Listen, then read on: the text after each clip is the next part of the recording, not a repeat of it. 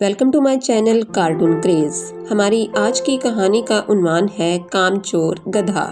یہ ایک سبق آموز کہانی ہے اور دلچسپ بھی ہے، تو آئیے سنتے ہیں اس کہانی کو۔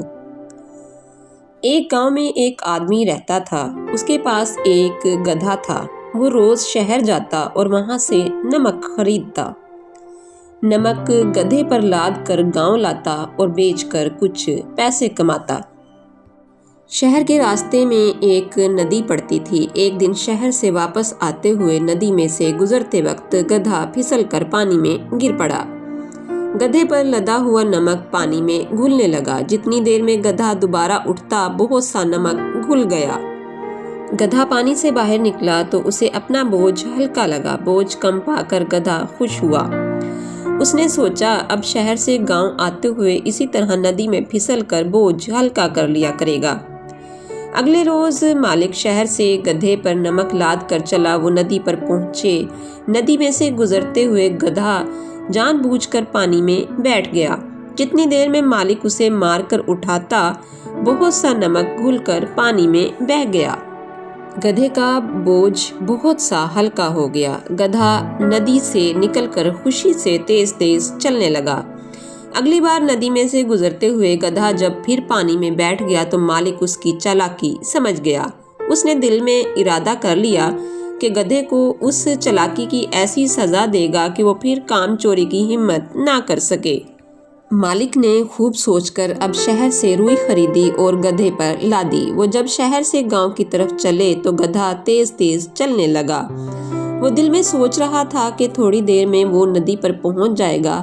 ندی سے گزرتے ہوئے پانی میں بیٹھ کر اپنا بوجھ کم کر لے گا۔ اس نے یہی کیا۔ ندی میں سے گزرتے ہوئے جھٹ سے پانی میں بیٹھ گیا۔ مالک نے بھی اسے اٹھانے میں جلدی نہ کی۔ گدھا جی میں خوش ہوتا رہا کہ آج بوجھ زیادہ ہی کم ہوگا۔ تھوڑی دیر بعد جب وہ اٹھا تو اسے اپنی بے وقوفی کا پتہ چلا۔ روئی بھیگ کر اپنے وزن سے کئی گنا بھاری ہو چکی تھی۔ تھوڑا چلنے کے بعد ہی گدھے کے قدم لڑکھڑانے لگے۔ ایک قدم چلنا اس کے لیے مشکل ہو رہا تھا۔ بوجھ سے کمر ٹوٹی جا رہی تھی۔ مالک غصے میں ڈنڈے برسا رہا تھا۔ اس طرح گدھا مار کھاتا گرتا پڑتا بہت مصیبت سے گھر پہنچا۔ اسے کام چوری کی اچھی سزا مل چکی تھی۔ گدھے نے فیصلہ کیا کہ اب کبھی کام سے جی نہیں چرائے گا۔ اس کہانی سے ہمیں بہت سے سبق حاصل ہوتے ہیں۔ اس کہانی سے ہمیں یہ سبق ملتا ہے کہ وقتی فائدہ حاصل کرنے کے لیے کی گئی چالاکی آخرکار نقصان کا سبب بنتی ہے۔ جو شخص کام سے بچنے کی کوشش کرتا ہے اسے بعد میں زیادہ مشکل کا سامنا کرنا پڑتا ہے۔ چالاکی اور دھوکہ ہمیشہ نقصان دیتے ہیں، جبکہ محنت اور ایمانداری کامیابی کا راستہ ہیں۔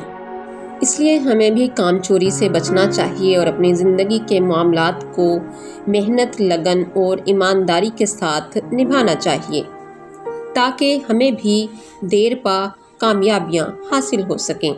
اگر آپ کو میری یہ کہانی پسند آئی ہو تو میرے چینل کارٹون کریز کو لائک کریں، سبسکرائب کریں۔